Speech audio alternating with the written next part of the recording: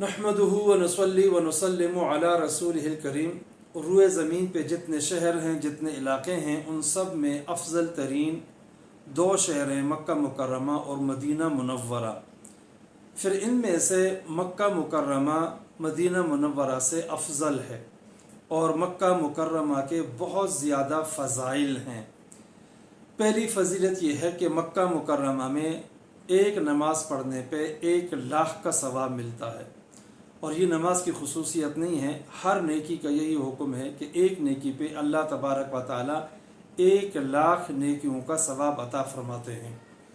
مسند احمد کی روایت ہے، رسول اللہ صلی اللہ علیہ وسلم نے ارشاد فرمایا کہ میری اس مسجد یعنی مسجد نبوی میں نماز پڑھنا باقی ہر جگہ نماز پڑھنے سے افضل ہے، سوائے مسجد حرام کے، کہ مسجد حرام میں ایک نماز پہ اللہ تبارک و تعالی 1,00,000 کا ثواب عطا فرماتے ہیں۔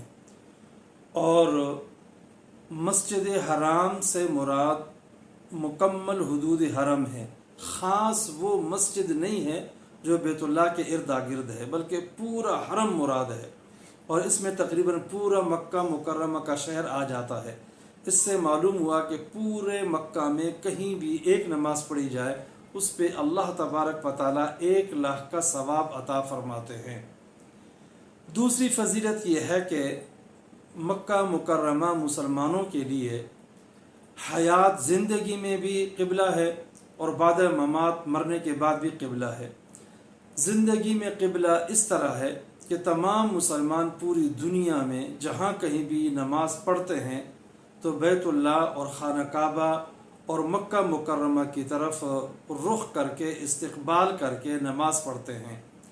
اور مرنے کے بعد اس طرح کہ جب مسلمان میت قبر میں رکھی جاتی ہے تو اس کا چہرہ بھی قبلہ رخ کیا جاتا ہے، مکہ مکرمہ اور بیت اللہ کی طرف موڑا جاتا ہے۔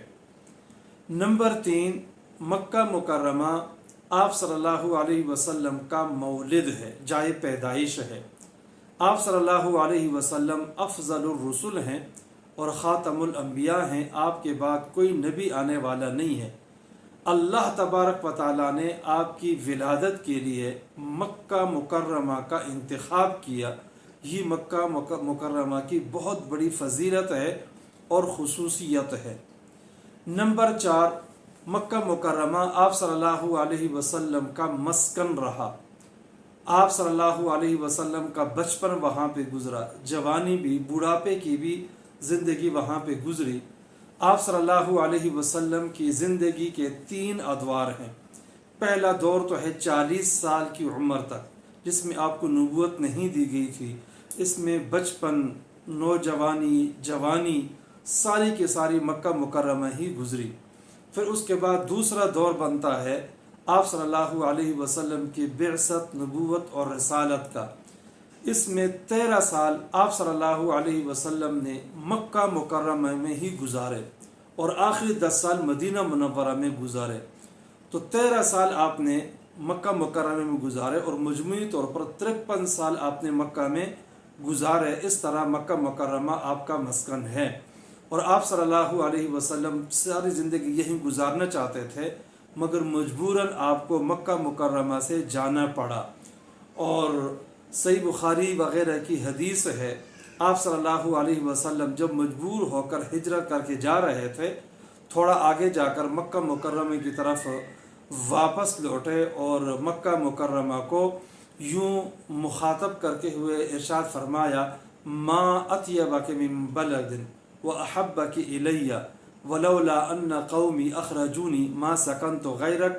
آپ کتنے ہی بہترین شہر ہیں، آپ کتنے ہی محبوب ترین اور پاکیزہ شہر ہیں، اگر میری قوم کے لوگ مجھے آپ سے نہ نکالتے، مجبور نہ کرتے، تو میں کہیں بھی آپ سے جا کر کہیں اور سکونت اختیار نہ کرتا۔